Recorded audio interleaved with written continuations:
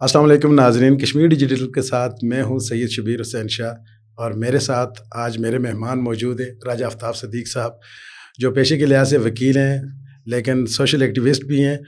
اور ان کی خوبیاں آگے پروگرام میں سامنے لاتا رہوں گا۔ جب آپ بات چیت ان کی سنیں گے تو آپ جان جائیں گے۔ السلام علیکم راجہ صاحب، کیسے ہیں آپ؟ وعلیکم السلام جی، الحمدللہ، اللہ کا شکر ہے۔ اچھا راجہ صاحب، آج کل آپ سوشل میڈیا پہ چھائے ہوئے ہیں کیونکہ سرکاری گاڑی کے غلط استعمال کے حوالے سے آپ کی پوسٹیں جو وائرل ہوئی ہیں اس کے اوپر بڑی لیدے اور یہ بڑا تبصرہ ہو رہا ہے۔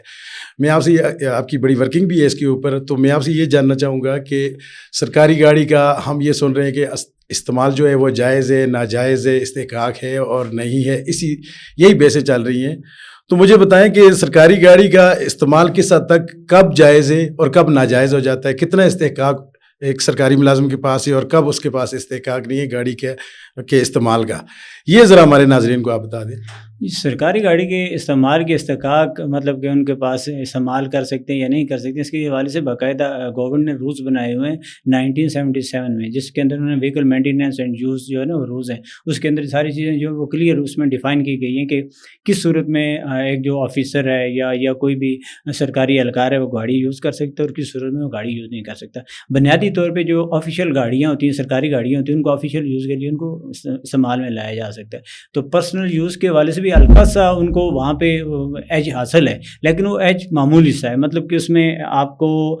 اس حد تک ہے کہ اگر آپ جو الاؤنس لیتے ہیں نا، اس الاؤنس کی اگر آپ کٹوتی کرتے ہیں، جو کنوینس الاؤنس ہوتا ہے اس کی آپ کٹوتی کروا دیتے ہیں، مطلب وہ نہیں لیتے، تو صورت میں آپ میونسپل جو ایریا ہے یا کنٹونمنٹ ایریا اس کے اندر آپ گاڑی کا استعمال کر سکتے ہیں۔ لیکن وہ استعمال کے لیے بھی انہوں نے شرائط رکھی ہوئی ہے کہ اس کا جو فیولنگ ہے وہ اپنی پاکٹ سے آپ ادا کریں گے۔ اگر ڈرائیور، چونکہ ایک اور بڑی امپورٹنٹ چیز ہے، گاڑی کو اس کا متعلقہ ڈرائیور ہی چلا سکتا ہے۔ وہ ڈرائیور اگر ہے اس کی اوور ٹائم ہو جاتا ہے، اس کی ڈیوٹی کے علاوہ پھر آپ کو اس کی پیمنٹ ہے، پھر اس کے علاوہ جو گاڑی کی مینٹیننس ہوگی، اس دوران حادثہ ہو جاتا ہے یا جو اوور یوز ہوتی ہے اس کی مینٹیننس، ساری چیزیں اس کے اندر ڈیفائن ہے کہ کس طریقے سے اس کو آپ نے اس کو بیئر کرنا ہے سارے معاملات کو۔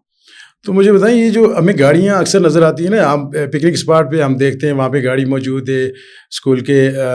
بچوں کو پک کرنے کے لیے آ جاتی ہے، یا ایون کہ مظفر آباد سے آؤٹ اگر ایریے میں آپ چلے جائیں، پنڈی، اسلام آباد اور دیگر شہروں میں بھی، وہاں پہ بھی آپ کو یہ سرکاری گاڑیاں نظر آتی ہیں۔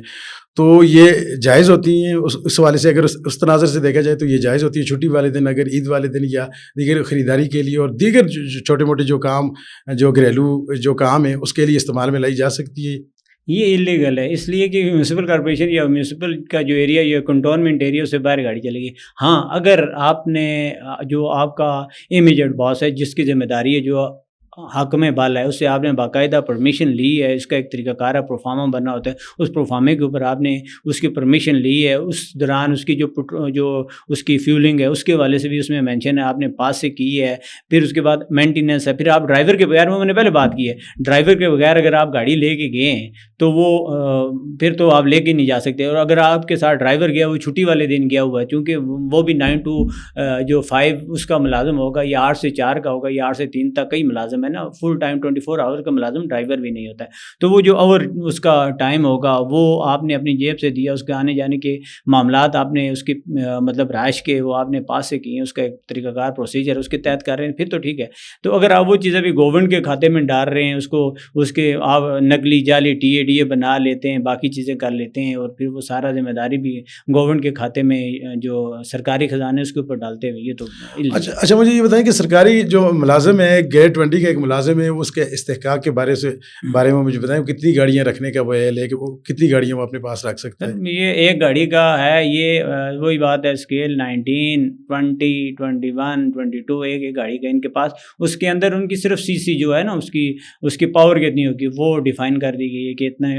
1800 CC اور 1600 اور 1000 CC کے 10,000 کا ہوگا، جو بھی ہوگا وہ چیز اس میں ڈیفائن کر دی گئی ہیں۔ آج کل جیسے آپ دیکھ رہے ہیں بڑی بڑی گاڑیاں لے کے، ایک جو سیکٹری ہے اس نے 6 گاڑیاں 8 گاڑیاں دبائی ہوتی ہیں اس کی اپنی استعمال میں 3 گاڑیاں ہوں گی، 2 اس کے بیٹوں کے استعمال میں ہوں گی، 3 اس کی بیٹیوں کی ہوں گی، 1 بیوی کی ہوگی، اور 4 سالوں کے استعمال میں ہوں گی۔ یہاں پہ یہ سلسلہ جا رہا ہے جو کہ ٹوٹلی انلیگل ہے۔ اچھا، آپ یہ کہہ رہے ہیں کہ لوگوں کو لاؤڈ اینڈ کلیئر یہ بات پتہ چل جانی چاہیے کہ اگر ڈرائیور نہیں ہے، کسی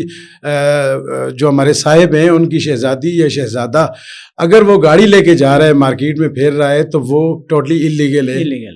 یہ آپ کلیئر، لاؤڈ اینڈ کلیئر آپ نے یہ بات کر دی ہوئی۔ اچھا مجھے بتائیے، یہ جو سرکاری گاڑیاں ہیں ان کے غلط استعمال کا نقصان کیا ہے؟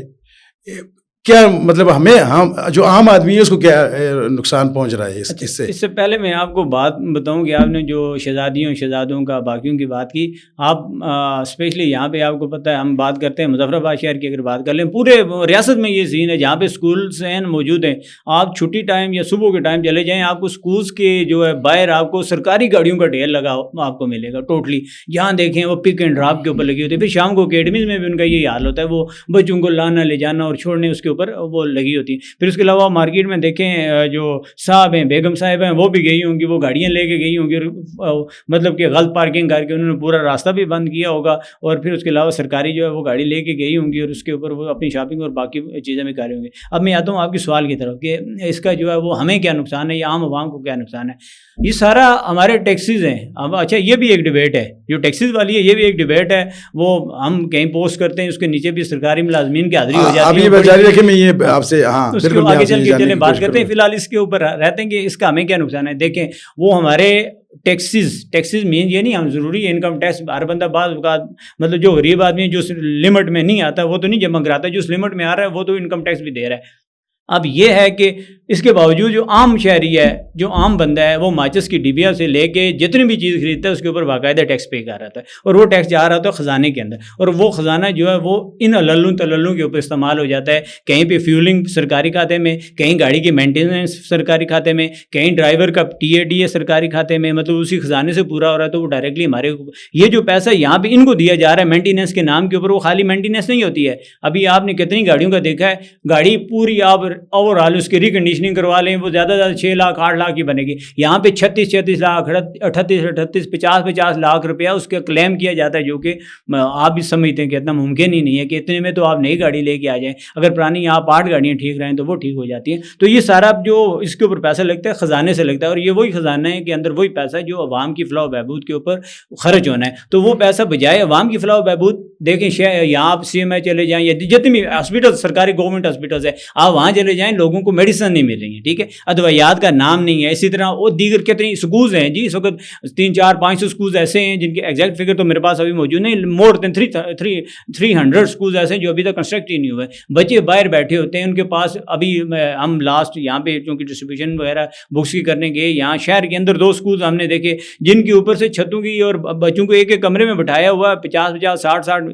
1 سے لے کے مطلب بلکہ آپ کہہ سکتے ہیں نرسری سے لے کے 5th تک کا جو کلاسز ہیں وہ ایک روم میں ہو رہی ہیں. 60 70 بچے بٹھایا ہوا ہے اور بڑی بری صورتحال میں. اور وہی پیسہ جو ان کے للوں تللوں پہ لگنا ہے وہ ان بچوں کے اوپر کیوں نہ لگے، وہ میڈیسن کے کھاتے میں کیوں نہ جائے، دیگر باقی فیسلٹیز ہیں اس کے کھاتے میں، کنسٹرکشن میں جو روڈز کنسٹرکشن ہے یا دیگر باقی ڈیولپمنٹ کے کام ہے، بجلی پہنچانی ہے، ٹرانسفارمر نیل لگنے ہیں، ان چیزوں کے اوپر خرچ ہونا چاہیے، واٹر سپلائی کے اوپر خرچ ہونا چاہیے، لیکن اس کے اوپر نہیں خرچ ہو رہا ہے. وہ ان لوگوں کے جو ہے وہ گاڑیوں کے مد میں ان کی جو ہے ان کے پیٹ کی نظر ہو رہا ہے، ان کی جو للوں تللوں کی نظر ہو رہا ہے.